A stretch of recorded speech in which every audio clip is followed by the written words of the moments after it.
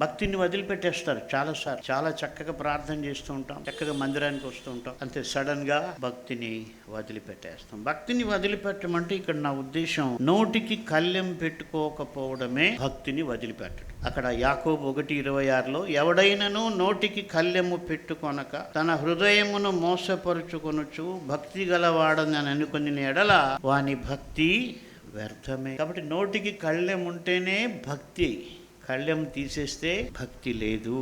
అంతేకాదు ఇహలోకంలో దిక్కులేని పిల్లలను విధవరాండను వారి ఇబ్బందిలో పరామర్శించుటయు ఇహలోక మానిల్యము తనకు అంటకుండా తను తాను కాపాడుకొనుటయ్యి. కాబట్టి మనం భక్తిని వదిలిపెట్టకూడదు. మన నోరు కంట్రోల్ తప్పిందంటే మన భక్తి పోయినట్టే. మనకు తెలియకుండానే చాలాసార్లు మనం భక్తిని వదిలిపెట్టేస్తుంటాం ఇష్టానుసారంగా మాట్లాడి. కాబట్టి నువ్వు ఇష్టానుసారంగా మాట్లాడిన ప్రతిసారి భక్తిని వదిలిపెడుతున్నావని గుర్తుపెట్టుకోవాలి.